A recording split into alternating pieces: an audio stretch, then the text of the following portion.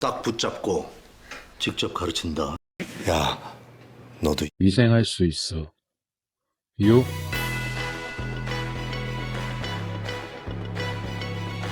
네, 안녕하세요. 도사 안당입니다. 자, 이번 시간에는 산업 환기에 대해서 같이 알아보도록 하겠습니다. 자, 산업 환기 하자마자 연속 방정식 하면서 네, 부등호가 나오고 Q는 AV다.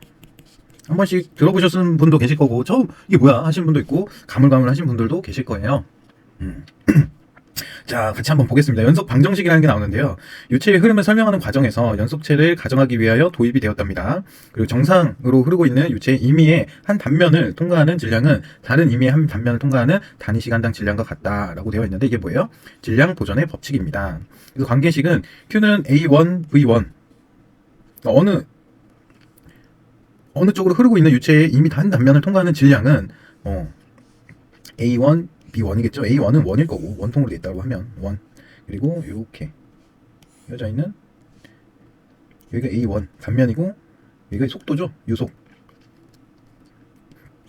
V1일 때 이렇게 좀 주둥이가 모아지는 이쪽에 단면이 A2 여기에 유속이 더 빨라질 거 아니에요. 여기에는 공간이 넓었다가 줄어들면 유속이 당연히 빨라지겠죠. 이 유속이 빨라진 요거랑 V2와 단면적과의 곱하기는 뭐라고요? 같다고요.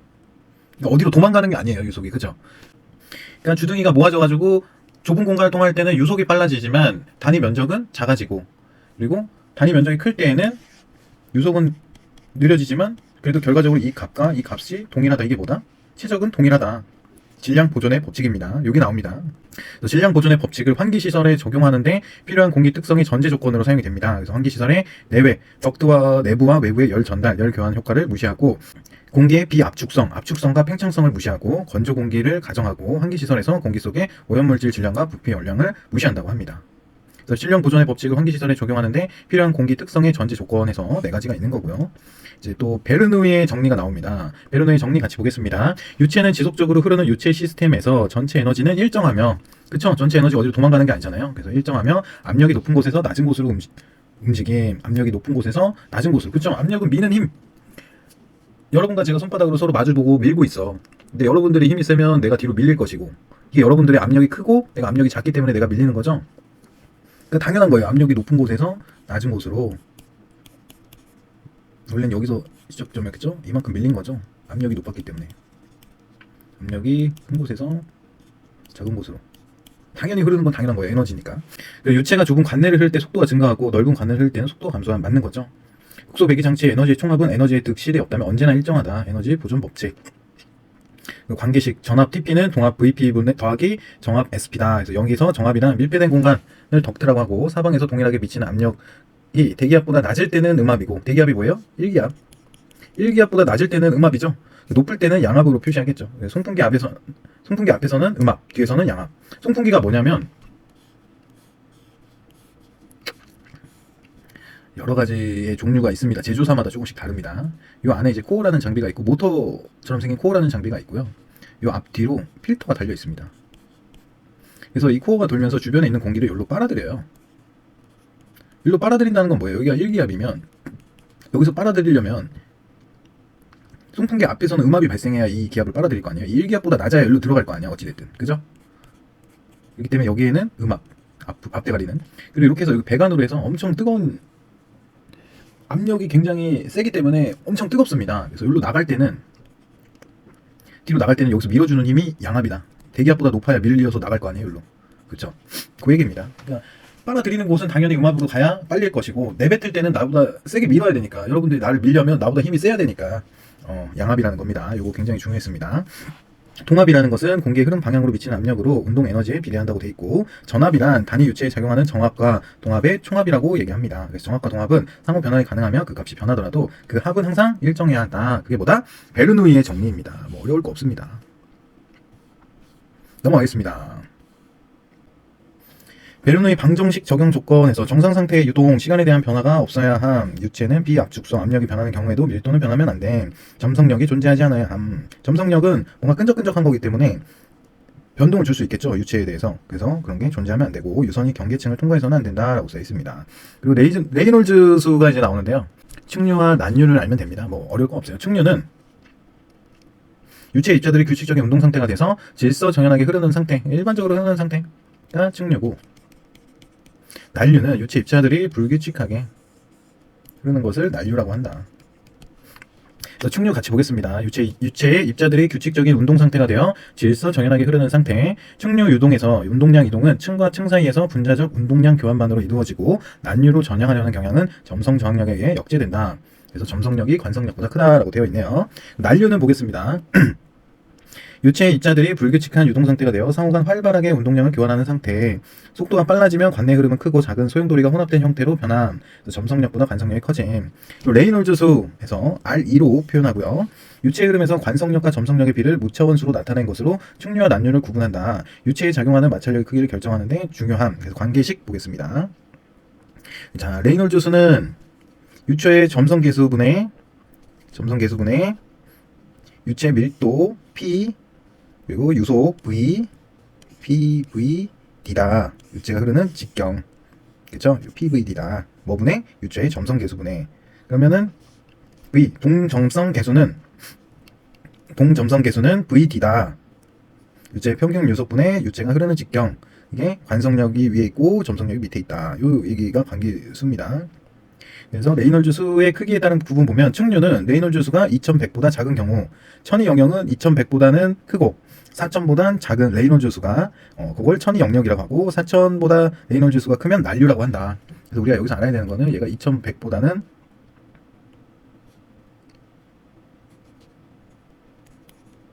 작으면은 측류고 4000보다는 크면 난류라고 한다. 이게 중요했습니다. 다른 내용을 막 깊게 알려고 하면은 괜히 머리만 아프고 힘듭니다. 그냥 이 정도만 알고 넘어갈게요. 자, 농도 보겠습니다. 농도는 일정한 용적의 용매 중에 섞여 있는 용질의 양. 굉장히 어렵게 써 있죠? 그냥 우리 커피 믹스 생각하자고요. 커피 믹스 어때요? 일정한 용매라는 거는 물이겠죠, 뭐. 워터에 용질의 양, 커피 믹스를 여기다가 까서 톡톡톡 해가지고 커피랑 커피 알갱이, 뭐 설탕 알갱이, 그리고 뭐 프림 알갱이 뭐 해가지고 여기 탔어요. 그럼 이걸 뭐라 그래? 우리는 믹스 커피라고 하잖아요. 그쵸? 그래서 이 물 중에 얼마나 섞여 있는지 그 양을 뭐라고 한다? 농도라고 하는데, 이 믹스 커피가 물이 적으면, 믹스 커피 양은 정해져 있잖아. 한 스틱으로 돼 있으니까. 근데 물이 적으면 약간 짜고, 물이 너무 많으면 싱겁고, 무슨 맛이야? 그래서 여기 딱 적당하게, 딱 요만큼 타는 사람이 진짜 바리스타죠? 응? 요 정도 타야 맛있잖아. 컵에 반 조금 안 되게. 저는 딱 그 정도가 좋더라고요. 아니면 이만큼 부어서 2팩을 넣는다든지. 그렇게 해서 농도를 맞추는 거잖아요. 그죠? 그게 농도다. 짜냐, 싱겁냐, 아니면 완전 적절하게, 완전 베스트하냐. 예, 그 정도를 맞추는 게 농도다. 뭐 어려운 내용은 아닙니다. 근데 이제 산업위생 분야 표준 상태라고 되어 있는데, 이제 작업 환경 측정할 때 쓰이는 단위인가 봅니다. 자, 25도씨는 약간 더운 상태죠? 1기압 1몰의 부피가 얼마래요? 24.45래요. 그리고 21도씨 산업 환기 분야의 표준 상태는 또 다릅니다. 이건 위생 분야고, 위생의 작업 환경 측정할 때고, 여기 환기 분야는 21도씨를 기준으로 1기압의 1몰의 부피는 24.1리터입니다. 일반 대기 기사나 대기 산업기사 배우는 거는 0도씨를 항상 기준으로 합니다. 0도씨 1기압 1몰의 부피, 이게 조금씩 다르거든요. 22.4리터. 근데 저는 이거랑 좀 친해요. 사실 환경학과를 나왔기 때문에 모든 계산은 다 1몰의 부피 22.4리터로 간다. 그럼 또 1몰이 뭔지 또 궁금하시잖아요. 아시죠? 1몰 이거는 분자량이거든요. 1몰을 모르신다면 제가 한번 또 설명해 드리겠습니다. 환경학도로서 설명을 해야 될 것 같아요. 1몰은 아보가드로 수가 있어요. 그냥 지들어 나가. 6.022 곱하기, 이게 022에서 딱 끝나는 상수가 아니라 계속 나갑니다. 6.022 14076 뭐 이런 거 있어요. 10의 23승계. 이거를 하나로 묶은 게 뭐다? 1몰이다. 그래서 질량을 통해서 분자의 개수를 세는 거예요. 분자의 개수. 분자의 개수 여러분들 눈으로 셀 수 있나요? 못 세죠? 현미경으로 셀 수 있나요? 못 세요. 그래서 이런 아보가드로 수로 이 엄청나잖아요. 6.02 곱하기 10의 23승계를 한 단화로 묶은 거예요. 그래서 SI 단위입니다. 그래서 이런 게 있다 정도만 아시면 돼요. 1몰. 단위입니다. 단위. 분자를 세는 단위. 알겠죠? 근데 대기 상태의 대기의 1몰의 부피는 22.4리터이다. 이 얘기예요. 언제일 때? 0도씨 1기압일 때. 왜냐면 온도가 올라가면 기압이 높아지겠죠. 온도가 올라가면 기압이 당연히 높아지죠. 여기 뚜껑을 닫고 여기다가 불을 뗀다고 생각해 보세요. 이 뚜껑이 터져 나갈까요? 안 나갈까요? 터져 나가잖아요. 이 터져 나가는 게 왜 그래요? 기압이 이 안에 압력이 상승하잖아요. 이 공기 압력. 뭐 때문에? 요 수증기도 있을 거고, 그죠? 열이 팽창하니까 분자들을 띄워놓을 수도 있는 거고. 그런 이제 화학적 반응으로 인해서 이 뚜껑이 튀어나간다고요. 그게 뭐다? 압력이 높아진다. 그러니까 온도가 높아지면 온도가 높아짐에 따라서 압력이 높아지고 기압이 높아지면은 이 단위가 바뀐다고요. 그래서 21도에는 24.1리터라고 그러고 25도씨에는 24.45라고 나오잖아요. 이게 다 온도가 높아져서 나온 거다. 그래서 그런 겁니다. 그 정도만 아시고 넘어갈게요. 어려우니까. 자, 질량 농도와 용량 농도의 환산 이렇게 되어 있습니다. ppm은 100만 분의 1이에요. 100만 분의 1. 자, 요것도 또 설명, 요거 다 됐죠? 이거 넘어가겠습니다. 이거 지우고. 설명할 게 많아요. 환기를 배우는데 왜 이런 걸 배워야 되냐? 저도 모르겠습니다. 하지만 그 환기의 용량을 계산하고 할 때 필요한 건가 봅니다. 그래서 ppm. 보면, 우리 몸무게 몇 킬로그램이죠? 그쵸? 그렇게 킬로그램을 생각을 하시고. 근데 그람이라는 게 있습니다. 뭐 우리 분말 타먹는 거 몇 그램 타먹으세요 이렇게 되어 있잖아요. 그쵸? 그리고 그 밑에는 미리그램이라는 게 있어요. 그쵸? 근데 여기에 보면은 미터 3 1제곱미터. 이게 뭐야? 1톤이지 뭐 1톤. 세제곱미터. 정육면체죠? 요 바닥이 1이라고 할 때 이게 1제곱미터고 이 높이까지 있으니까 1세제곱미터라고 하는 거잖아요. 그래서 요 공간, 요 세제곱미터, 1톤, 1세제곱미터 같은 겁니다. 이거 분의 뭐래요? 미리그램. 미리그램은 킬로그램도 아니고 그램도 아니고 미리그램이니까 이게 1이라고 했을 때 얘는 10의 마이너스 3승, 얘는 10의 마이너스 6승이에요. 그래서 100만 분의 1인 거예요. 이거를 미리그램으로 표현한 거잖아요. 그쵸? 10의 마이너스 3승은 0.001이고 얘는 0.00001이잖아요. 그렇죠? 이거는 아셔야 돼요. 이거 모르시면은 그냥 다른 시험 보러 가세요. 네? 아니면 찍어야지 뭐. 이거를 계속 설명하고 앉아있을 수가 없어요. 왜? 바쁘기 때문에. 이거 이해하셨죠 다들? 그래서 요게 뭐다? 요게 ppm이다. 100만 분의 1. 요거랑 미터 3이랑 같은 겁니다. 그래서 제가 킬로그램으로 표시를 한 거예요. 아시겠죠? 옛날에 배웠던 분들도 기억 한번 다시 하고 가면 되니까 설명 요 정도만 해드리는 거예요. 이거 이상 설명 받길 원하시면 돈 내셔야 돼. 돈. 큰 돈. 네. 자, 그래서 ppm은 요 단위가 이제 ppm이 100만 분의 1 22.4리터 분의 분자량. 22.4리터가 뭐였어요? 0도씨 1기압에서 분자량 1몰의 부피잖아요. 요 밑에가 부피가 온 거고. 그래서 미리그램 퍼 미터 3이 ppm 곱하기 22.4리터였는데 분자량. 요거가 ppm을 여기로 넘긴 거예요. 아니지. 이렇게 하면 복잡해지니까 ppm은 여기다 두고 얘네를 넘긴 거야. 그럼 미리그램 퍼 미터 3 곱하기 얘네가 넘어오면서 뒤집히는 건 알죠? 저 수포자인 저도 아는데 여러분도 아셔야 됩니다. 이 분자가 일로 부등호 뒤로 넘어올 때는 얘네가 뒤집혀요. 이런 계산식으로 바뀌는 겁니다. 아시겠죠?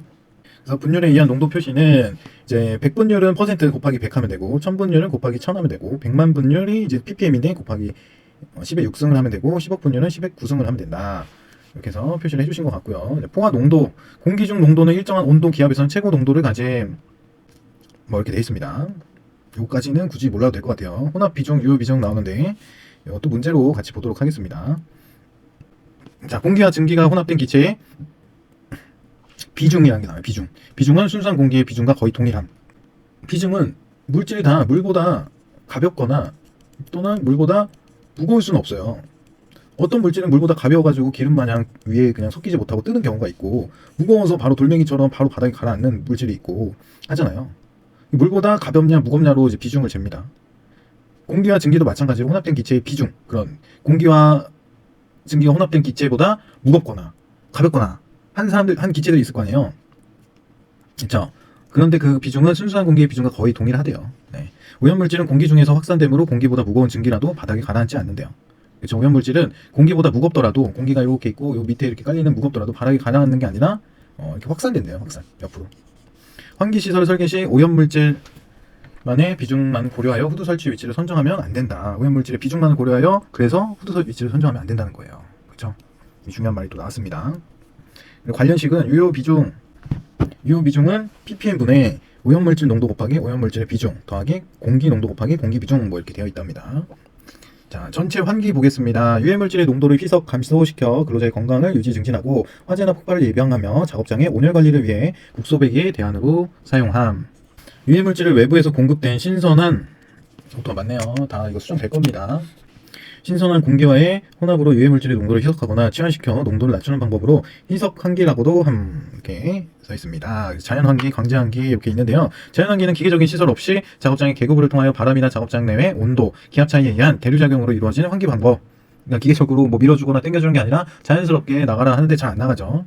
강제환기, 기계환기는 공기를 정화해야 할 때 지붕 또는 벽면에 배기팬을 설치하여 강제적으로 오염물질을 환기시키는 방법으로 급기는 루버나 창문을 이용한 자연급기 또는 팬을 모두 이용한대요. 그래서 급배기법, 급기법, 배기법이 있습니다. 저희 시설은 전부 다 사용을 합니다. 급배기법은 슬래압 조정이 가능하며 정확한 환기량 예측이 가능하며 가장 효과적인. 왜냐면 급기만 하게 되면 문이 안 열려요.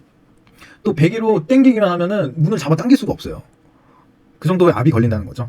근데 급배기법은 급기와 배기를 정압으로 딱 유지를 하기 때문에 문도 잘 열리고 잘 당겨지고 합니다. 근데 급기법은 급기는 동력, 배기는 계급으로 자연 배출하여 실내압을 양압으로 유지함. 그래서 뭐 전자나 식품, 의약 등에 사용된다고 합니다. 실내압을 양압으로, 그러니까 공기가 더 많게 실내가. 그래서 공기를 계속 불어 넣어주는 거예요. 급기는 자 어떤 공간이라고 얘기해 볼게요. 급기는 여기에다가 계속 뭐 공기를 넣어주는 거예요. 산소든 뭐 공기겠죠, 공기를 계속 넣는 거야. 그럼 어딘가에 뚫려 있을 거 아니에요. 뭐 굴뚝이 있을 수도 있고. 그럼 일로 공기가 빠져나간다는 거죠. 여기에 계속 압력이 차 있을 수가 없으니까 삐져나간다는 거죠. 어딘가의 틈으로. 이렇게 해서 자연 배출하는 거고, 배기법은 급기는 계구부, 배기는 동력을 사용하여 실내압을 음압으로 유지한대요. 그러니까 배기만 하는 거야. 이 급기가 없고 여기에서 이제 시설을 돌려서 배기만 계속 하는 거죠. 그럼 여기가 당연히 들어오는 데가 음압이겠죠. 그래서 성면 해체 작업하는 데 가면 음압으로 작업을 합니다. 음압으로 여기 있는 것만 빨아서 당기는 거예요. 음압이 되게끔, 공기는 음압으로 되게끔 해서 작업을 합니다. 자, 오염이 높은 작업장에서 뭐 고독성, 바람성, 방사성, 뭐 여기 성면 이런 거 있었으면 좋았겠죠. 자, 전체 환기 적용 시 필요한 제한 조건 보겠습니다. 오염원에서 유해물질 발생량이 적거나 필요 환기량이 많지 않은 경우, 작업장 내 공기 중 유해물질의 농도가 허용농도 이하일 경우, 유해물질의 독성 낮은 경우, 즉 TLB가 높은 경우, 소량의 유해물질의 발생량이 시간에 따라 균일한 경우, 동일 작업장에 다수의 오염원이 분산되어 있는 경우, 오염원의 이동성인 경우, 작업 방법 및 공정상 국소배기가 불가능한 경우, 그래서 유해물질이 증기나 가스일 경우, 가연성 가스의 농축으로 폭발 위험이 있는 경우에는 어떻게 한다? 전체 환기를 적용한다. 전체 환기, 강제 환기의 시설 설치 기본 원칙 보겠습니다. 실제 자료나 실험치로부터 희석에 필요한 충분한 양의 환기량을 계산해야 되겠죠. 오염물질의 배출구는 가능한 오염원으로부터 가까운 곳에 설치해야 한다. 오염물질의 배출구는 가능한 오염원으로부터 가까운 곳에 설치해야 한다. 기류가 오염 영역을 통과하도록 급기와 배기구의 위치를 선정하며 오염원의 작업자와 배기구 사이에 위치하여 작업자의 호흡 영역에 들어가지 못하도록 해야겠죠. 그리고 배출되는 공기를 보충하기 위한 청정 공기를 공급하는 보충용 공기장치의 시설이 필요함. 작업장 내 압력을 경우에 따라서 양압이나 음압으로 조정해야 함. 경우에 따라서 배출된 공기가 다시 작업장 안으로 들어오지 못하게 해야겠죠. 그리고 오염물질의 발생은 일정한 속도로 유출되도록 조정하여 작업자 호흡 전 시석되어야 함. 그쵸? 그래서 뭐 유해물질에 따른 필요 환기량 산정 계산 시액이 있는데 요건 그냥 참고 정도로만 보세요. 자, 전체 환기 설치 시 유의사항, 송풍기만을 설치하여 희석하고자 하는 경우 배기구를 설치하여야 함. 송풍기만 설치하여 희석하고자 하는 경우 배기구를 설치하여야 함. 그쵸? 배풍기만을 설치하여 희석하고자 하는 경우에는 발생원 가까운 곳에 설치해야 되고, 배풍기 작동 시에는 급기구를 개방하거나 급기 시설을 가동해야 함. 외부 공기 유입을 위한 설치 시 필터나 흡착 설비를 설치해야 함. 그쵸? 외부 공기를 할 때 항상 필터를 설치해야 됩니다. 이렇게 약간 부직포 느낌의 약간 솜 뭉치 같은, 뭐랄까요? 제가 맨날 교체하는데도 잘 이름 모릅니다. 이 필터라고 하거든요, 필터. 우리 자동차 에어컨 필터 있죠? 그런 재질인데, 여기 다 솜으로 되어 있는 거예요. 그래서 이 송풍기 앞에 이렇게 들어갑니다. 그러면은 이제 저희가 2주에 한 번 교체를 하거든요. 여기가 시꺼매요. 아주 그냥 시꺼매. 갈다가 죽었어. 그 정도로 엄청 시꺼웁니다. 그리고 작업장 외부로 배출된 공기가 작업장이나 인접 작업장으로 재유입되지 않도록 배기구를 외부로 연결하는 등의 조치를 해야 함. 그렇습니다. 그래서 국소 배기 장치의 구성 보겠습니다. 후드, 덕트, 공기 정화 장치, 송풍기, 배기 덕트 이렇게 되어 있는데 개통도 한번 같이 볼게요. 후드는 여기가 발생원이라고 가정하는 거예요. 발생원. 그리고 발생원마다 설치를 하게 되어 있습니다. 최대한 근접해서 빨아들겠죠. 이 관이 덕트예요. 후드는 요 대가리만 후드고. 그럼 이건 뭐예요? 후드. 이건 뭐예요? 발생원. 그래서 이거 약간 각도를 줘서 해야지 일자로는 안 꼽는다고 하더라고요. 아무튼 이렇게 해서 여기는 속도가 빨라야 되고 여기는 만나는 부분이기 때문에 용량이 커지는 만큼 속도가 줄겠죠. 그건 어찌됐든 뭐 그런 거고. 여기 공기 정화 장치하고 있는데 이거 뭐 세정식도 있고 증류식도 있고 뭐 많습니다. 저희는 이제 세정식을 사용을 합니다. 그래서 위에 샤워 호스 같은 게 있어요. 그리고 여기에 아까 말씀드렸던 필터 같은 게 하나 더 있습니다. 두 줄로요. 밑에도 있고요. 궁금하신 분은 저희 현장 한번 오세요. 제가 구경시켜 드릴게요. 그래서 여기에 점검구가 이렇게 달려 있습니다. 그래서 여기 샤워 호스가 이쪽 밑에도 달려 있어. 이 공기가 위로 들어갈 텐데, 위로 들어가서 밑으로 내려가게끔 설계가 돼 있을 텐데, 그림이 잘못된 건지 이렇게 생긴 게 있는 건지 모르겠습니다. 아무튼 일로 위로 들어가면 여기서 물을 계속 세정시키기 때문에 물을 샤워호스로 엄청 뿌려대요. 그럼 이 공기지만 이 공기에 들어있는 유해 인자랑 물에 녹는 인자가 있겠죠. 그래서 그렇게 물에 녹여서 물을 이만큼 채우는 거예요. 물을 계속 뿌려서. 그럼 여기로 이렇게 물은 나가서 다시 이 물들은 유입동으로 흘러가게끔 해놓고, 그래도 공기에서 다 녹지 않은 애들은 요 위로 배출이 되고, 요런 형태입니다. 공기 정화 장치가 뭐 대단한 게 아니고 여기에서 샤워호스를 뿌려주거나 뭐 중력탑으로 해가지고 뭐 층층이 뭐 이렇게 넣어가지고 뭐 모래 같은 거 넣고 활성탄 넣어가지고 뭐 정화시키는 경우도 있고 뭐 그렇습니다. 네, 이 그림 아주 이쁘게 넣어주셨네요. 자, 송풍기는 배풍기. 송풍기의 부식 및 고장을 방지하기 위하여 공기 정화 장치 후단에 설치함. 그렇죠? 여기에다 이제 설치를 해서 얘가 당기는 거예요. 당겨줘야 얘가 여기로 나갈 거 아니에요. 얘네도 다 그 힘으로 당겨주는 건데. 그러니까 여기는 다 뭐예요? 음압. 그렇죠? 여기까지 음압이 걸려 있는 상태잖아요. 얘가 당기니까. 그리고 여기에는 얘가 당긴 힘으로 밀어주니까 양압. 자, 흡입된 물질에 의해 폭발의 우려가 없고 배풍기에 날개 부식 우려가 없는 경우에는 공기 정화장치 전 위치에 설치할 수도 있다. 여기에다가 부식이 없으면 설치할 수도 있다고 하는데 대부분 요 뒤에 설치를 합니다. 자, 국소배기 장치의 설계 순서. 후드 형식 선정, 뭐 제어 속도 결정, 풍량 계산, 반응 속도 결정, 배관 내경, 산줄, 후드의 크기 결정, 배관 내 배치와 설치 장소 선정, 공기 정화 장치 선정, 국소배기 개통도와 배치도 작성, 총 압력 손실량 계산, 송풍기 선정 뭐 이렇게 되어 있네요.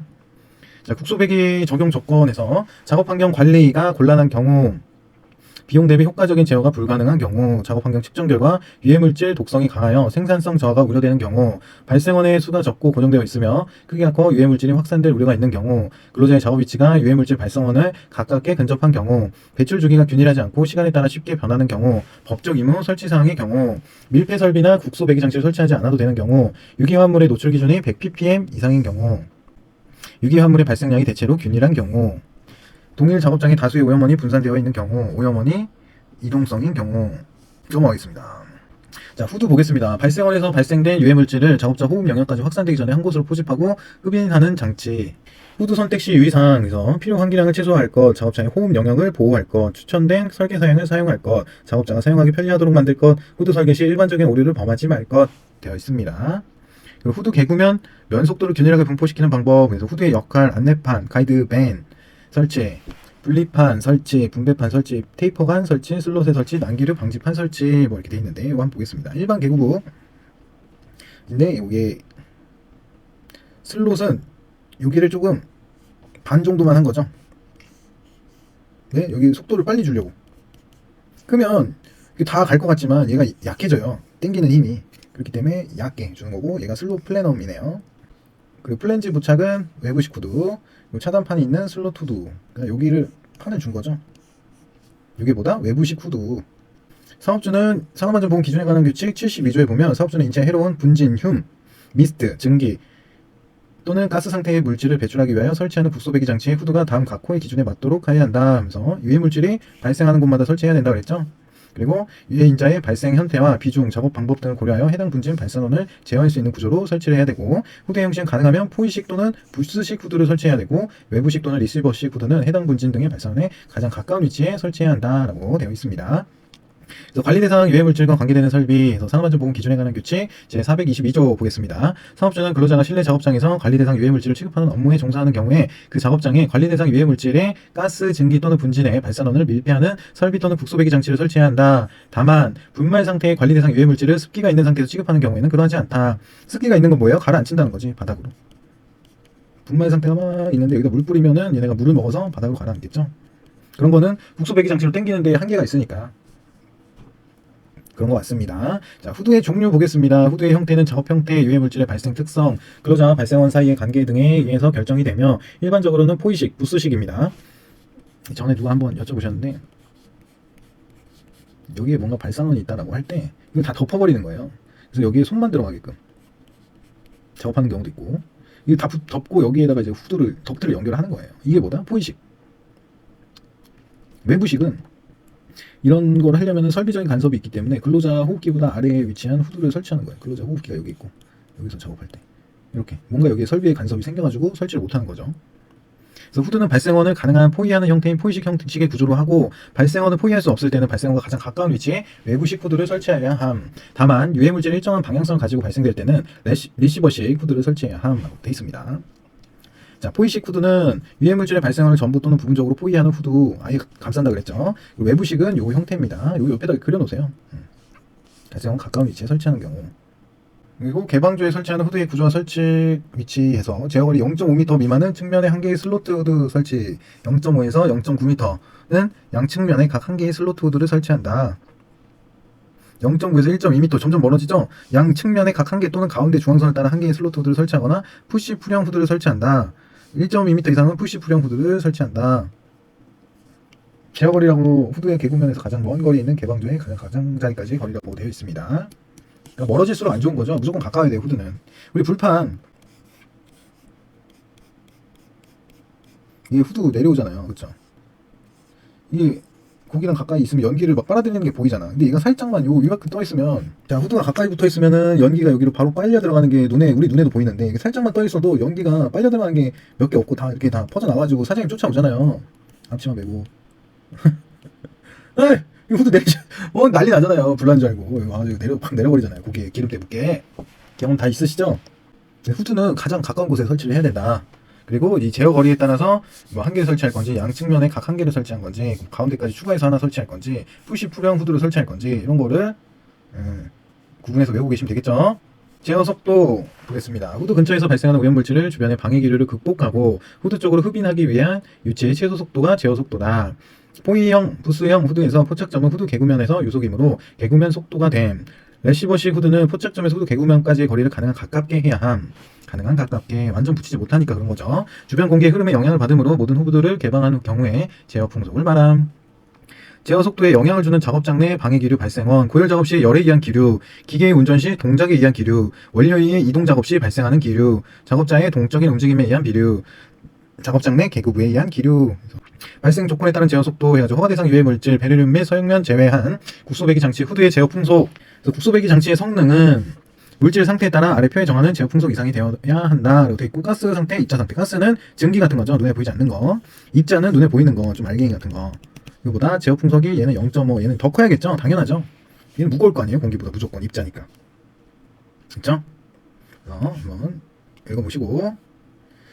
그리고 산업안전보건 기준에 관한 규칙 별표 13에 있는 내용입니다. 이것도 시험 문제에 나오기 때문에 알고 계셔야 됩니다. 가스 상태가 제어 풍속이 좀 낮다고 했죠. 0.5가 기준이고요. 그렇죠? 입자 상태는 1.0이 기준입니다. 요거 두 개만 외우고 있으면 돼요. 이 두 개. 자, 가스는 0.5다. 입자는 1.0이다. 그래서 가스 상태는 0.4다. 얘는 1.0이다. 이렇게 외우시면 되고, 얘는 0.7 포이식은 요거는 다 똑같아요. 포이식, 포이형, 측방, 하방, 상방 돼 있거든요. 측하상, 그죠? 다 똑같아요. 여기 구성은 이 숫자만 우리가 알고 있으면 돼. 0.7, 1, 1.2 이렇게 써놓고 암기하세요. 이게 입자고 얘가 가스죠. 얘는 450이고 450, 얘는 712 이렇게 저는 외웠었던 것 같습니다. 450 712 712 이렇게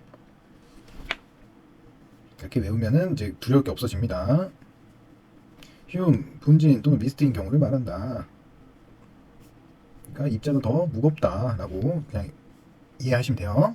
제어풍속이란 국소배기 장치의 모든 후드를 개방한 경우 제어풍속으로서 다음 강목에 따른 위치에서의 풍속을 말한다. 포이식 후드에서는 후드 개구면에서의 풍속, 외부식 후드에서는 해당 후드에 의하여 관리 대상 유해물질을 빨아들이려는 범위 내에서 해당 후드 개구면으로부터 가장 먼 거리의 작업 위치에서의 풍속, 그게 풍속이다. 제어풍속. 자, 607조, 617조 1항 단서의 규정에 따라 실시하는 국소배기 장치 중 연삭기, 드럼 샌더 등의 회전체를 가지는 기계에 관련되어 분진 작업을 하는 장소에 설치된 국소배기 장치의 후드의 설치 방법에 따른 제어 풍속, 뭐 어렵게 써 있는데 회전체를 가지는 기계에 관련된 분진 작업을 하는 장소에 설치된 국소배기 장치의 후드의 설치 방법에 따른 제어 풍속이고 0.555 이렇게 되어 있습니다. 회전체를 가지는 기계 전체를 포기할 때에는 0.5만 있으면 되는데 회전체의 회전으로 발생하는 분진의 흩날림 방향으로 후드의 개구면을 덮는 방법은 5.0. 굉장히 빨라야겠죠? 회전체만을 포기하는 방법은 5.0. 그쵸? 기계 전체를 포기하면 0.5만 필요한데 그 이상 벗어나는 경우에는 5.0까지 무조건 당겨줘야 된다. 제어 풍속을.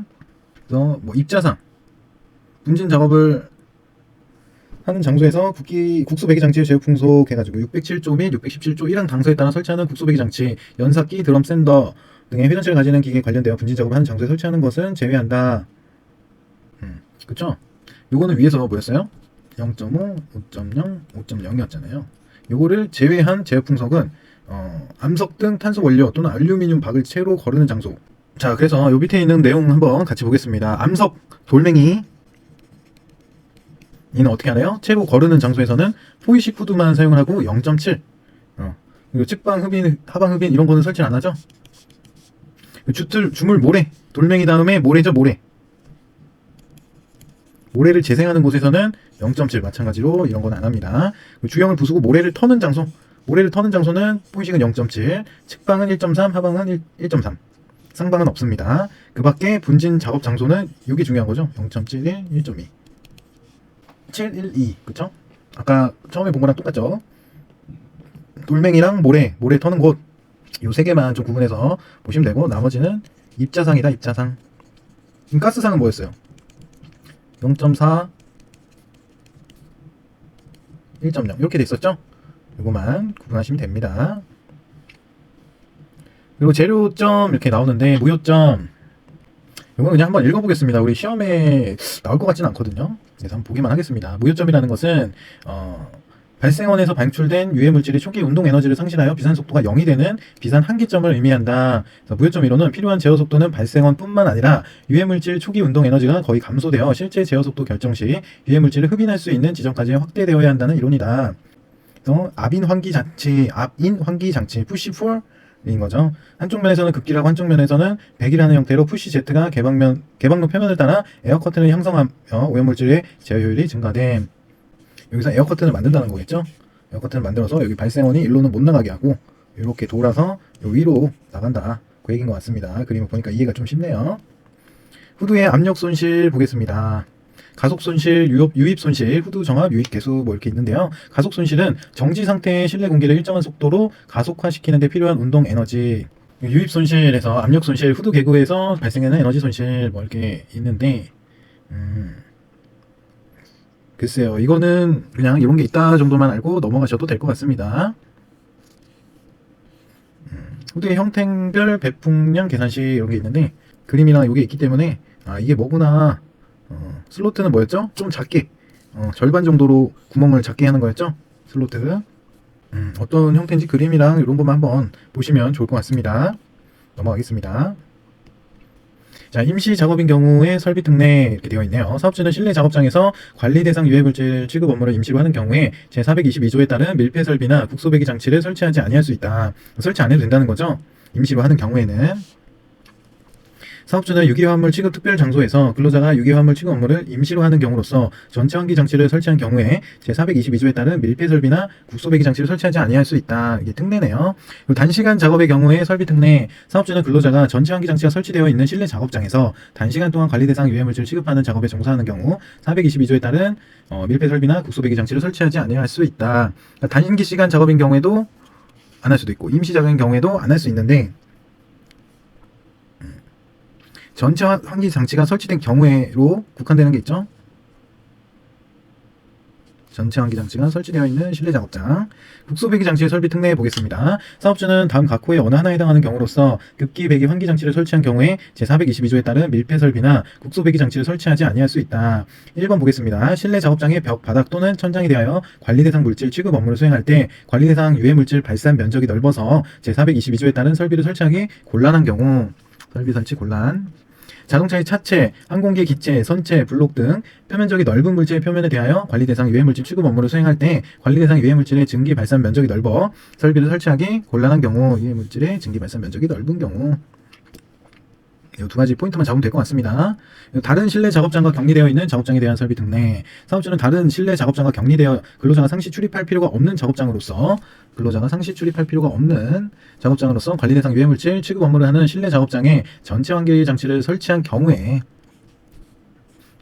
아니할 수 있다. 유기화합물의 설비 특례 보겠습니다. 사업주는 전체 환기 장치가 설치된 유기화합물 취급 작업장으로서 다음 각 호의 요건을 모두 갖춘 경우에 제422조에 따른 밀폐 설비나 국소 배기 장치를 설치하지 아니할 수 있다.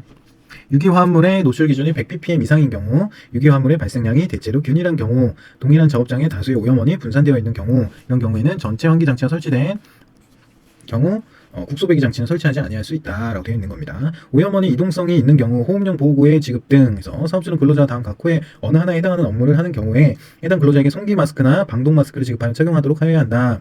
그래서 제423조 1항 및 2항, 424조 1항 뭐 이렇게 되어 있는데요. 유기화합물 취급 장소에 설치된 환기 장치 내 기류가 확산될 우려가 있는 물질을 다루는 유기화합물 취급 업무. 뭐 이럴 때는 어떻게 한다? 호흡용 보호구의 지급을 해야 한다. 그 얘기입니다. 자, 덕트 보겠습니다. 힘드시죠? 다 아는 건데 사실 후드나 덕트는 뭐 어려운 내용은 아닌데 뭐 유리한 계산하는 계산식이 갑자기 나왔다가 레이놀즈 나왔다가 막 이러니까 지금 조금 어지러우실 수 있거든요. 네, 덕트는 그냥 관이라고 생각하면 돼요. 그리고 또 혹시 모르게 이 챕터에서 다른 문제가 나왔을 때 대응이 가능하게끔 해설을 많이 달아주셨는데 좀 꼼꼼하게 읽을 때 꼼꼼하게 읽고 문제로 대비하는 게 아무래도 좋지 않겠냐라는 제 개인적인 생각입니다.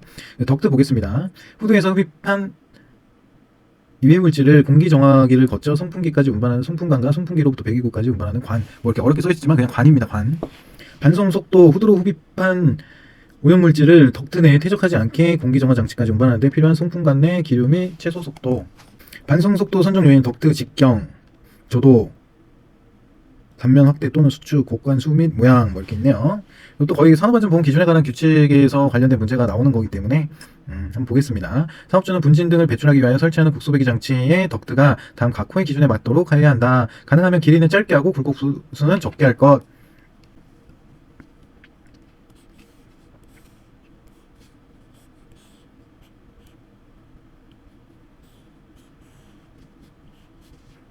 얘가 뭐라 했어요? 후드. 이 관이 덕트.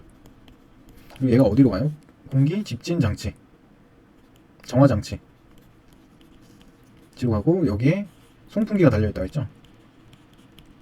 얘가 아무리 망고땡으로 땡긴다고 해도 얘가 너무 멀고 뭐 중간중간에 굴곡이 많고 그러면 유압 유속이 손실되는 경우가 아무래도 생기겠죠. 점성력이 계속 생기니까. 그렇기 때문에 가능하면 길이는 짧게 하고 굴곡부에서는 적게 해야 하는 거고 접속부의 안쪽은 돌출된 부분이 없도록 해야겠죠. 이 관을 한 방에 이을 수 있는 곳은 없습니다. 다 이렇게 조인트로 안을 연결하게 되는데 이 안쪽이 돌출된 부분이 없도록 해야 합니다. 그리고 청소구를 설치해야 돼요. 여기 중간중간에 청소구를 설치해서 안에 쌓인 먼지라든지 이런 것들을 청소하기 쉬운 구조로 해야 되고 필터 같은 경우에도 마찬가지고요. 그리고 덕트 내부에 오염물질 쌓이지 않도록 이송 속도를 유지할 거. 이송 속도가 너무 느리면 가다가 얘가 힘을 잃어가지고 여기 툭툭툭 떨어지겠죠. 그러니까 얘가 여기까지 한 방에 갈 수 있도록 이 정화 장치까지. 무거운 것은 여기 가라앉아서 얘는 물이랑 같이 다른 곳으로 빠져나가고 그렇게 될 수 있게 해야겠죠. 연결 부위 등은 외부 공기가 들어오지 않도록 할 거. 그쵸? 여기서 뭐 이거 외부 공기가 일로 계속 얘가 땡겨. 얘가 땡기는 용량은 한계가 있기 때문에 여기 구멍이 나 있으면 여기서 빨아당겨야 되는 걸 정작 못할 수 있겠죠. 그 얘기입니다. 그래서 이거 굉장히 중요합니다. 덕트의 재질의 선정, 덕트는 내마모성, 내부식성 등의 재료 또는 도포한 재질을 사용하고 변형 등이 발생하지 않는 충분한 강도를 지닌 재질로 하여야 거의 보통 알루미늄 많이 씁니다. 알루미늄. 가능한 원형관을 사용하고 다음 사항에 적합하도록 하여야 함. 원형관도 많이 쓰고요. 사각관도 많이 씁니다. 덕트의 굴곡과 접속은 공기의 흐름의 저항이 최소화될 수 있도록 할 것. 덕트의 내부는 가능한 매끄러워야 하며 마찰 손실을 최소화할 것. 마모성, 부식성, 유해물질을 반송하는 덕트는 충분한 강도를 지닐 것. 그쵸? 이렇게 이어지는 관이 있으면 30도 이 관을 꺾어야 돼요.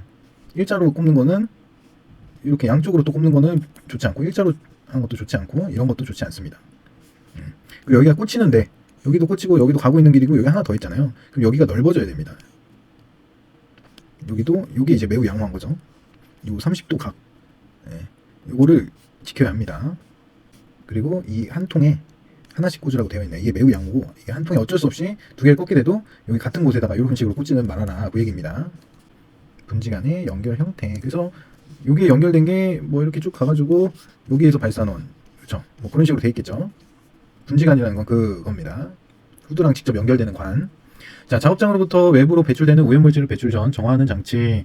공기정화 장치 선정 및 설계 시 영향을 미치는 요인, 오염물질의 농도와 입자 크기, 요구 집진 효율, 처리가스 특성, 오염물질의 물리 및 화학적 특성, 총 에너지 요구량, 분진 제거 및 처분 방법 있습니다. 그래서 여기 보면 또 많이 나오네요. 중력 집진, 관성력 집진, 사이클론 배관, 여가 재진 장치, 세정식 집진, 전기 재진 장치가 뭐다? 입자상 물질 처리하는 거고, 가스상 물질 처리는 흡수탑, 흡착탑, 연소탑이 있습니다. 이거에 대한 내용들은 한 번씩 읽어보세요. 어려운 내용 없기 때문에 넘어가겠습니다. 자, 송풍기, 국소배기 장치의 오염 공기를 후드에서 덕트 내로 이송시키는 원동력을 만드는 흡인 장치. 송풍기의 종류에서 원심력 송풍기, 축 방향으로 들어온 공기가 반지름 방향으로 흐를 때 생기는 원심력을 이용함. 축 방향으로 또는 이쪽 방향으로, 여기에 축이 있으면 들어온 공기를 반지름 방향으로 흐를 때 생기는 원심력을 이용한다. 이게 원심력 송풍기고, 다익형, 전형 날개형은 회전 날개가 회전 방향과 동일한 방향으로 설계가 된 것을 말합니다. 그러니까 팬이에요, 팬. 임펠러라는 거는 날개입니다. 선풍기 날개 생각하면 되겠죠? 뭐 어렵게 생각할 필요 없이. 그래서 임펠러 회전 속도가 상대적으로 낮아 소음 문제가 거의 없으며 회전수가 적음, 이송 공기량이 많고 압력 손실이 작은 전체항기나 공기 조화용으로 사용함. 원심력 송풍기 중에 다익형, 평판형, 터보형 이런 게 있군요. 평판형은 방사 날개형이라고 하고, 날개가 다익형보다 적고 직선이며 길게 평판 모양을 하고 있음. 강도가 매우 높게 설계되어 있어 분진을 자체 정할 수 있고, 고농도 분진이 함유된 공기나 마모성이 강한 분진, 부식성 강한 공기 이송용으로 사용된다. 되어 있습니다. 자, 이거는 한번 읽어보세요. 여기 밑에 보이죠? 축 방향으로 돌아서 반시계 방향으로 돌아서 이렇게 나가는 거. 한번 읽어보세요. 여기는 송풍기 선정시 주의사항 해가지고, 송풍량, 풍압 당연히 중요하겠죠. 치금 물질에 따른 송풍기 형식, 치금 물질의 특성, 송풍기 입구 및 출구 측 덕트의 연결 방법 및 방향, 회전 동력 장치의 회전 방향, 소음 발생, 회전차의 교환, 보수의 편리함 위치의 배치, 안전성 및 부속품에 유의해야 함. 송풍기 선정 절차, 송풍기의 형식 선정, 송풍기의 크기 선정, 전동기의 선정 및 분리 직경 결정, 가대 형식 선정, 동작점 선정, 회전 토출 방향 결정 이렇게 되는데, 전동기 선정 및 분리 직경 결정은 무슨 말이냐면, 모터가 전동기라고 하잖아요.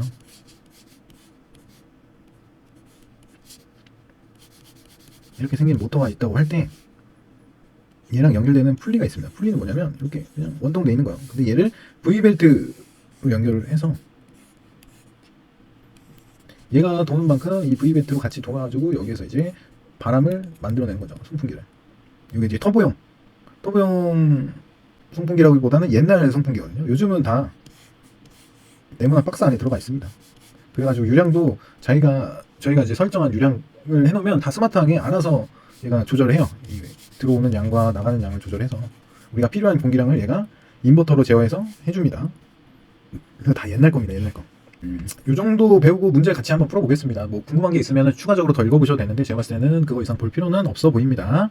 자, 후드 개구부 면에서 제어 속도를 측정해야 하는 후드 형태에 해당하는 것은 뭐예요? 포이식 후드다. 해설 보겠습니다. 포이형 후드에서 포착점은 후드 개구면에서 요소기므로 개구면 속도가 됨.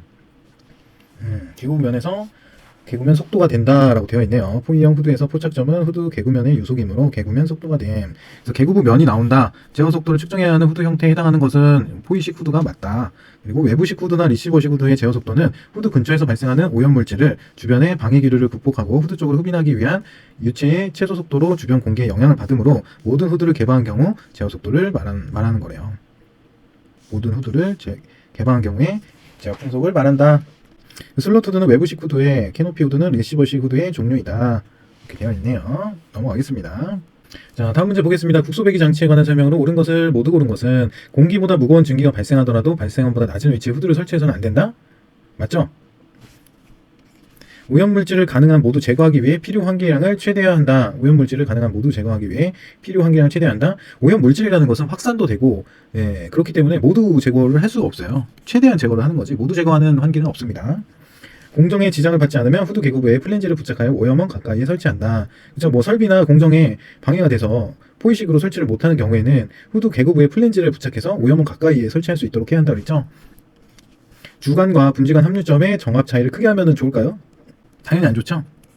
정답은 기억 디귿 2번이다. 여기 써있네요. 주간과 분지간의 함유점의 정합 차이를 크게 하면 전압이 증가하여 압력 손실이 커진다. 그 얘기였군요. 넘어가겠습니다. 자, 공기 정화 장치 중 집진 장치에 사용되는 방법 또는 원리에 해당하지 않는 것은 먼지 제거 장치. 먼지는 뭐예요? 입자다. 입자상 물질이죠. 입자상 물질은 어떻게 제거한다고 그랬어요? 위에서 밑에 볼까요? 이게 입자상이고 여기 가스장이잖아요. 그러니까 너 이거 구분할 줄 알아 하는 문제입니다. 흡수, 흡착, 연소법 있나 볼까요? 흡수, 흡착, 연소법. 정답은 3번이네요. 이렇게 푸셔야 돼요. 이게 문제가 우리가 원하는 대로 안 나와요. 그렇기 때문에 공기 정화 장치 중 집진 장치에 사용되는 방법 또는 원리에 해당하지 않는 것은 이제 먼지 제거라고 했으니까 얘를 입자상으로 해석을 해야 돼요. 우리는. 왜냐면 입자상으로 배웠잖아. 먼지라고 안 배우고. 그쵸? 그렇게 해서 우리가 이제 여기 해당하지 않는 거 틀린 거니까 가스상에 해당하는 걸 찾아봐라 그 얘기죠. 여기면 흡착 이렇게 넘어가서 이렇게 풀면 돼요. 어려울 거 없습니다. 자, 산업안전보건 기준에 관한 규칙상 사업주가 근로자에게 손기 마스크나 방독 마스크를 지급하여 착용하도록 하여야 하는 업무에 해당하지 않는 것은 국소배기 장치의 설비 특례에 따라 밀폐 설비나 국소배기 장치가 설치되지 아니한 장소에서 유기화합물을 취급하는 업무. 국소배기 장치의 설비 특례에 따라 이거 설치 안 해도 된다고 했죠. 그런 경우에는 보호구 착용해야겠죠. 임시 작업도 보호구 착용해야겠죠. 특례니까. 단시간 작업인 경우 설비 특례에 따라 밀폐 설비나 국소배기 장치가 설치하지 아니한 장소에서 유기화합물을 설치하는 것. 이것도 단시간 작업. 유기화합물 취급 장소에 설치된 환기장치 내에 기류가 확산될 우려가 있는 물체를 다루는 유기화합물 취급 업무. 유기화합물 취급 장소에서 청소 등으로 유기화합물이 제거된 설비를 개방하는 업무. 유기화합물 취급 장소에서 청소 등으로 이게 다 제거가 됐대요. 제거가 된 경우에는 방독 마스크나 손기 마스크를 사용하지 않아도 되겠죠. 정답은 5번이다. 자, 관리대상 유해물질 관련 국소배기 장치 후드 제어 풍속에 관한 설명이다. 옳지 않은 것은, 자, 요런 건 어떻게 하겠어요? 입자 쓰고 또 가스 쓰고. 입자는 뭐였어요? 좀 큰 거였죠. 가스가 좀 작은 거, 4, 50. 입자는 7, 1, 2 이렇게 외우라고 했죠. 그러면은 가스 4, 가스 포이식 4 맞고, 가스 측방 0.5 맞고, 1.0 맞고, 입자 상태의 포이식은 0.7인데? 그쵸? 포이식은 0.7이잖아요. 입자 상태의 물질 외부 상방 형식은 1.2, 1.2가 맞죠. 상방 흡입량. 측방 하방이 1.0이고 포인은 0.7이니까 정답은 4번. 이렇게 외우시면 돼요. 아시겠죠? 입자는 무거운 거니까 712, 가스는 가벼우니까 4, 50 이렇게 해가지고 풀면은 그냥 1초, 2초 안에 풀 수 있는 문제였습니다. 이거 굉장히 이지합니다. 이것도 외우셔야겠네요. 그럼 후드 형식도 포인식, 포인형이 가장 위에 있고 포식자니까 포식자 가장 위에 있고 측방, 하방, 측하방 그리고 상방이 위에 있다. 이 순서만 알면은 뭐 문제 어려울 거 없었습니다. 자, 국소배기 장치의 환기 효율을 위한 설계나 설치 방법으로 옳지 않은 것은 사각형 닥트보다는 원형관 닥트가 사용이 먼저라고 했죠. 공정에 방해를 주지 않는 한 포이형 후드를 설치한다. 맞죠? 포이가 가장 좋은 겁니다. 자, 푸시풀 후드의 배기량은 급기량보다 많아야 한다. 배기량은 급기량보다 많아야 한다. 푸시풀 후드는 급기량보다 배기량이 많아야 되는 거니까 맞는 얘기죠. 그리고 공기보다 증기 밀도가 큰 유기화합물 증기에 대한 후드는 발생원보다 낮은 위치에 설치하면 안 되죠. 왜냐면 확산된다고 했잖아요. 그 밑에 고여있는 게 아니라 얘는 확산되기 때문에 그 발생원보다 낮은 위치에 후드를 선정을 하면 못 받아들인다니까. 확산돼서 이미 옆으로 갔기 때문에. 그렇기 때문에 발생원보다 낮은 위치에 설치하는 건 없습니다. 그리고 유기화합물 증기가 발생하는 개방 처리조 후드는 일반적인 사각형 후드 대신 슬롯형 후드를 사용한다. 제어 속도를 감소시키기 위해 일반적으로 사각형 후드 대신 슬롯형 후드를 사용한다고 적혀있네요. 그래서 이거는 맞는 얘기입니다. 정답은 4번. 또 이게 개념을 한번 보고 오니까 굉장히 쉽죠? 그리고 여기 플러스 학습 돼 있는 거 한 번씩 꼭 읽어보셔야 됩니다. 아까 먼저 읽어드린 거지만 여러분들은 복습을 하라는 차원에서 여기 자꾸 적어드리는 거예요. 이 문제가 왜 나왔는지. 그쵸? 자, 작업장에서 휘발성 유기화합물 1리터가 완전히 증발하였을 때 공기 중 이 물질이 차지하는 부피는 하면서 계산 문제가 나왔어요. 먼저 사용량 리터를 그램으로 변환함. 사용량이 1리터 중에 비중이 0.8이죠. 그래서 비중이 0.8이라는 것은 0.8 g/ml라는 겁니다. 그래서 1리터를 곱하고 0.8 g/ml인데 이 단위가 맞지 않으면 곱할 수가 없어요. 얘네 둘이. 단위가 이렇게 되는 계산은 없습니다. 그래서 얘를 환산해 줘야 돼요. 어떻게? 1000ml분의 리터. 이렇게 하면 환산이 돼요. 그래서 요거 단위를 지워주는 거예요. 그럼 0.8 곱하기 1000은 뭐예요? 800g이다. 요게 분자량 100, 비중 0.8, 1리터가 사용된 양이 몇이냐? 800g이다. 요거죠. 그리고 유기화합물이 완전히 증발하여 공기 중에서 차지하는 부피를 구해야 된대요. 그래서 100g이 24.45 뭐였죠? 25도씨 1기압에서의 공기 부피죠, 부피. 그래서 100g 대 24.45는 800g 대 800g이 날아갔을 때 몇이냐, x냐, x를 물어보는 거잖아요. 이거 계산 어떻게 해요? 안에 있는 거 곱하고 밖에 있는 거 곱하는 거죠? 그럼 100x는 24.45 곱하기 800인가요? 그럼 x는 24.45 곱하기 800을 100으로 나눈 거겠네요. 그럼 정답은 195.6이다. 정답은 3번. 이게 몇 번 해보면 어렵지 않거든요. 다시 한 번만 해볼게요, 제가. 이런 문제 틀리면 안 되거든요. 이런 문제 나왔을 때. 자, 보세요. 1리터가, 유기화합물 1리터가 완전히 증발했을 때 공기 중 이 물질이 차지하는 부피는 했는데 비중을 주어줬잖아요. 비중. 그쵸? 분자량 100짜리에 1리터 완전히 증발했을 때 공기 중 이 물질이 차지하는 부피는 이걸 물어본 거고, 여기에 보면 25도씨 1기압이라고 돼 있어서 여기서 24.45라는 것을 우리가 가져올 수가 있었다. 부피를. 그쵸? 또 이럴 때는 0.8 g/ml라고. 뭐가? 비중 단위가 mg/ml예요. 요거를 곱하고 1리터를 곱하고 싶은데 1리터를 ml랑 이렇게 단위가 안 맞으면 곱할 수가 없어요. 그래서 이 리터를 ml로 바꿔줄 건데 ml로 바꿀 때 1000ml가 1리터잖아요. 그쵸? 그래서 요거를 다 없앤다고. 이렇게 없애는 건 알죠? 예? 이렇게 없애면 요거랑 요거 0.8이랑 1000g만 1000이랑 0.8g만 남잖아요. 그럼 800g이라고. 사용량이 800g이라고요. 그러면 요거를 이제 방정식에 의해서 100g을 분자량 100g을 24.45 리터 대 800g은 완전히 증발했을 때 부피는 얼마이냐? x잖아요. 그래서 요 안에 있는 거 곱하고 밖에 있는 거 곱한다고. 그러면은 100x는 24.45 곱하기 800이라고. x는 이 100이 아래로 넘어가잖아요. 24.45 곱하기 800분의 100이라고. 그래서 뭐라고? 이 부피 구하는 거는 이거다. 여기 또 써있으니까 뭐 어려울 거 없죠? 다 아시는데 제가 한 번 더 그냥 설명한 거죠? 네. 이걸 외우세요.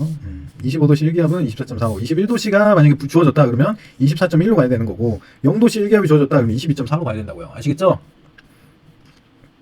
저 수학과를 나온 게 아니기 때문에 수학의 설명이 조금 어렵지만 저렇게 그냥 하면은 별로 어려운 문제가 아니에요. 우리 이제 실내도 계산도 하러 가야 되는데 저 정도로 무너지면 안 됩니다. 작업장에서 기계를 이용하는 환기에 관한 설명을 옳은 것은 공조시설은 발암물질을 제거하기 위해 설치하는 환기장치이다. 응? 아, 옳은 것은 그쵸? 발암물질을 제거하기 위한 환기장치가 아니죠. 네. 공조시설은 급기와 배기량을 맞춰주기 위한 시스템입니다.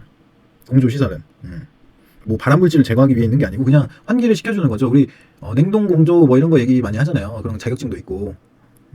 그래서 공조는 그냥 여기 써있네요. 공조는 작업장 내에서 배기만큼의 공기를 작업장에 재공급하는 시스템이지 뭐 발암물질을 제거하고 그런 시스템은 아닙니다.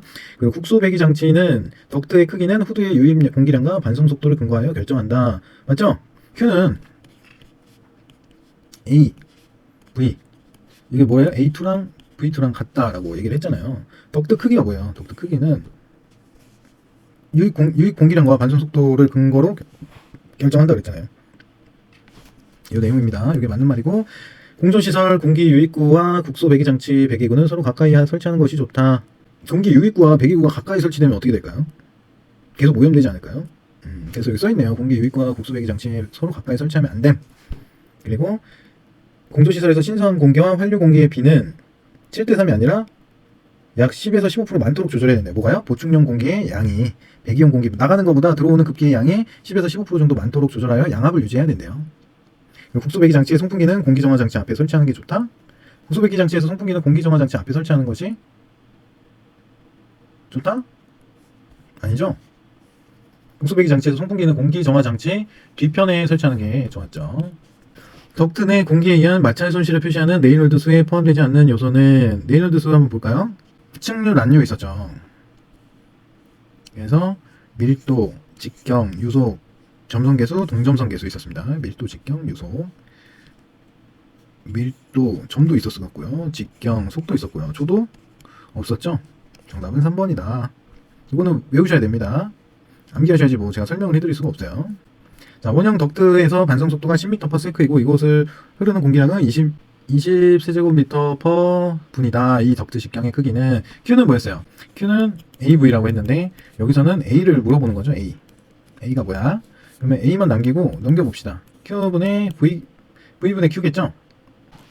Q는 뭐예요? 20m/3 범인 그리고 V는 10m/s 이렇게 돼 있는데 그러면은 2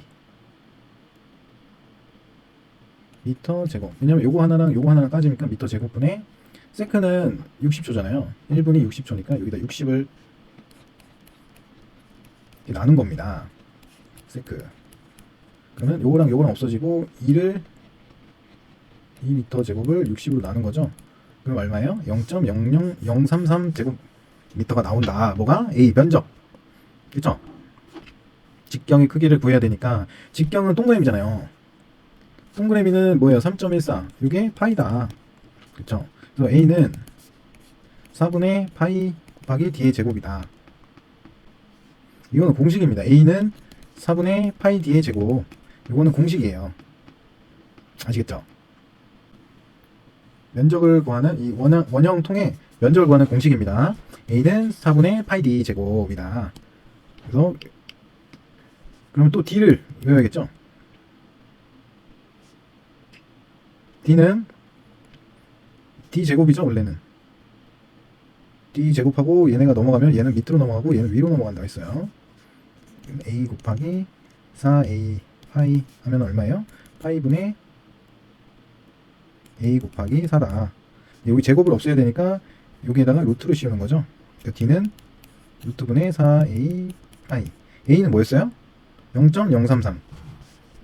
그러니까 이 공식이 나온 거고 파이는 3.14인데 계산기 누르시면 됩니다. 그래서 정답은 루트 0.042가 나온 거고 여기 이제 제곱이니까 여기다 루트를 씌워버리면 0.020m가 나오는데 이거를 단위 환산해 준 거예요. 곱하기 1000을 해서. 그래서 205. 환산을 하게 되면은 205니까 약 200mm이다. 그 얘기죠? 이게 굉장히 중요했습니다. 공식을 알고 있으면은 아무 문제가 안 되는데 우리가 공식을 모르니까 당황스러운 거거든요. 그래서 공식 외워야 되는 거는 외우셔야 돼요. Q는 AV 그리고 A는 4분의 파이 D의 제곱. A는 면적입니다. 면적. 요거는 몇 번만 연습해보면 충분히 푸실 수 있는 문제거든요. 뭐 어렵지 않다. 그죠? 반성속도, 원형 덕트에서 반성속도가 10m/s이고 이곳을 흐르는 공기량이 20세제곱미터의 분이다. 그러니까 이게 단위가 하나도 안 맞잖아요. 이 단위를 맞춰줘야 되는 거고. 그렇게 해서 한번 해설대로 한번 연습해보시면 한 3번 정도 연습하시면 문제 진짜 쉽습니다. 네, 그렇게 해서 넘어가겠습니다. 자, 공기 중 화학물질의 농도를 표현하는 단위가 아닌 것은 이것도 뭐 외워야죠 뭐. CFU인데요. CFU는 박테리아나 곰팡이 세포수를 측정할 때 사용한 CFU 이렇게 되어 있고 ppm은 농도, 가스상 물질의 농도 단위 설정하는 게 맞고요. 요 마이크로 퍼 미터 세제곱도 맞습니다. 미리그램 퍼 미터 세제곱도 맞고요. 개수 퍼 cc는 성년의 개수 단위를 개수라고 합니다. 그래서 정답은 3번. 계산 몇 문제 풀고 오니까 많이 나가셨네요. 다시 들어오세요. 아, 진짜 계산 문제는 근데 어려운 거 없습니다. Q는 AV 이런 거는 거의 상식이죠. 유량 계산하는 거고 하는 거니까. 그죠? 다 아시죠? 그냥 숫자가 나와서 지레 겁먹은 것 뿐이잖아 우리가. 모르면은 찍어야지 뭐. 20 곱하기 10 해버려야지 뭐. 응? 뭐 여러 단계를 거쳐서 200이 왔지만 모르면 뭐 찍어야지 뭐. 답이 있나? 그럼 이걸 한 30으로 바꿔서 한번 해볼까요? 30으로 바꿔서 이것만. 왜냐면 그게 맞는 말인지 좀 봐야 되니까. 자, 여기 이제 20이 아니고 30이다 라고 해볼게요. Q는 AV. 요거부터 쓰시면 돼요. 하나씩 차근차근히. 우리는 구하고 싶은 게 직정의 크기니까 A 거란 말이야. A는 4분의 파이 D의 제곱. 됐죠? 자, 그러면 Q부터 A부터 한번 구해보도록 하겠습니다. 우리가 구하고 싶은 거는 요 직경 D의 제곱이 붙어 있지만 지금 D를 구하고 싶은 게 맞는 거거든요. 이 D를 구하고 싶은 거니까 한번 차근차근히 해보자고요. 그러면 A는 우리가 알 수 있는 게 주어진 거가 Q 넘기면은 V를 넘기면 Q분의 V가 된다. 요거까지는 아셨죠 이제. 그럼 A는 Q가 뭐예요? 후가 공기량. Q가 공기량이니까 여기가 30m 3분의 민. 그리고 밑에는 10m/s. 그래서 얘랑 미터 하나씩 떼지니까 그러면 3m 제곱의 민인데 사실은 얘는 3m 제곱의 민이란 말이에요. 그러면 이 1분은 몇 조예요? 60조죠? 조로 바꾸기 위해서 민 한 거예요. 그러면은 3 나누기 60을 해야 될 거 아니야.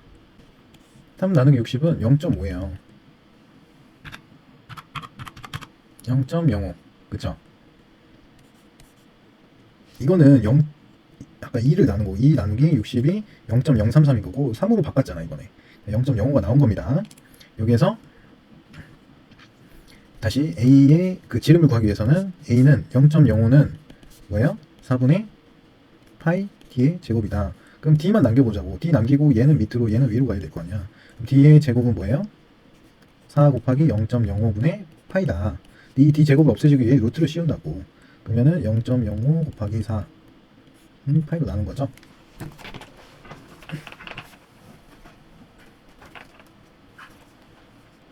계산기 쓰는 법은 다음에 알려드리겠습니다.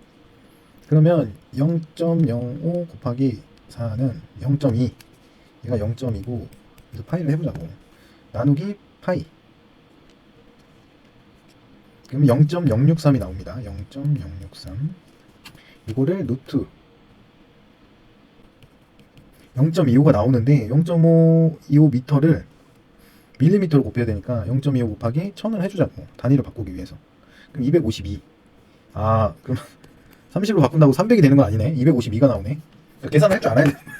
여러분, 계산을 할 줄 알아야 된다고. 아시겠죠? 여기 진짜 해설 굉장히 상세하게 써 있는 거거든요. 이 정도면. 이게 루트예요, 루트. 루트를 표현 안 해주셨는데, 루트입니다.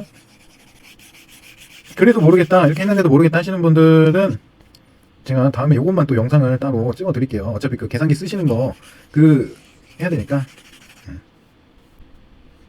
자, 계속해서 문제 보겠습니다. 작업장에 설치되어 있는 기존의 국소배기 시스템에 관한 설명으로 옳지 않은 것은 덕트의 길이를 줄이면 후드에서 풍량은 감소한다. 덕트의 길이랑 후드에서의 풍량과의 관계는 없다라고 그랬죠. Q는 AV. 항상 일정하잖아요. 그러니까 틀린 거는 1번이 틀린 거고 나머지 2, 3, 4번, 5번은 다 맞는 말이다. 송풍기의 날개 회전수를 2배 늘리면 송풍기의 풍량은 2배로 증가하겠죠. 그리고 송풍기 배출구 뒤쪽에 있는 덕트 내의 압력은 대기압보다 높다. 그쵸? 압력이 높아서 밀어낸다고 했잖아요. 덕트 내의 분진이 퇴적되어 내경이 좁아지면 후드 정압이 감소한다. 그리고 송풍기의 앞쪽에 있는 덕트에 구멍이 생기면 후드에서 풍량이 감소하겠죠. 앞쪽에 이제 구멍이 생기거나 간섭이 생겨서 빨아들이는 풍량은 동일한데, 팬의 능력은 동일한데 들어오는 구멍이 여기저기 뚫려 있으면 당연히 감소하겠죠. 굉장히 이지한 문제였습니다. 자, 국소배기 시스템에 관한 설명으로 옳은 것은, 자, 후드 개구무 면에서 유해물질까지 거리를 가깝게 하면 필요한 환기량을 증가한다. 후드 개구무 면에서 유해물질까지 거리를 가깝게 하면 필요 환기량은 감소하겠죠. 가까우면 가까울수록 감소될 거 아니에요. 그래서 굴곡수를 적게 하고 길이를 되도록 짧게 하라고 돼 있는 게 필요한 환기량을 줄이기 위해서. 그러니까 이게 틀린 말입니다. 감소. 이거 아까 그려드렸죠. 외부식 포집형 후드 내의 제어 속도를 측정하는 대표적인 기구는 피토관이다. 외부식 포집형 후드의 제어 속도를 측정하는 대표적인 기구는 발연관이라고 합니다. 스모그 테스터. 자, 후드에서 덕트로 공기가 유입될 때 속도압이 같다면 유입가스 C가 큰 후드일수록 후드 정압이 더 커진다. 후드에서 덕트로 공기가 유입될 때 속도압이 같다면 유입가스가 큰 후드일수록 압력 손실이 작은 후드이므로 후드 정압은 감소한답니다. 그래서 또 틀린 거고, 덕트 내에서 유체가 흐를 때 에너지 손실은 유체 밀도, 유체의 속도 및 관의 직경에 비례하며 유체의 점도에는 반비례한다는 것을 의미한다. 이건 뭐예요? 베르노이 정리가 아니라 레이놀드 수였다. 레이놀드. 이런 걸로 이제 장난치면은 이제 머리 아픈 거야. 베르노이 정리랑 레이놀드 수랑 정확하게 구분하고 있어야겠죠. 그럼 정답은 5번인데요. 사업장에서 탈지제로 사용되는 사염화 에틸렌에 대한 국소배기 시스템을 설계할 때에는 공기보다 비중이 높다는 점을 고려할 필요 없이 후드는 정상적으로 설치하면 된다. 이게 맞는 말이죠. 후드는 밑으로 내려서 설치할 필요가 없다라고 그랬습니다. 네, 이렇게 해가지고 오늘 산업 한기까지 좀 알아봤는데요. 산업 한기에서 갑자기 계산식이 튀어나오면서 당황을 하셨을 텐데, 계산할 줄 알면 좋고 모르면은 뭐 찍어야죠 뭐. 근데 말씀드린 대로 계산하는 방법과 흐름만 알면 숫자만 대입하면 되는 문제이기 때문에 전혀 어려울 게 없다. 그리고 계산기 사용하는 방법은 다음에 한 번에 알려드리도록 하겠습니다. 알아야 되는 것들이 몇 가지 있거든요. 그래서 그렇습니다. 네, 오늘은 여기서 끝. 고생하셨습니다.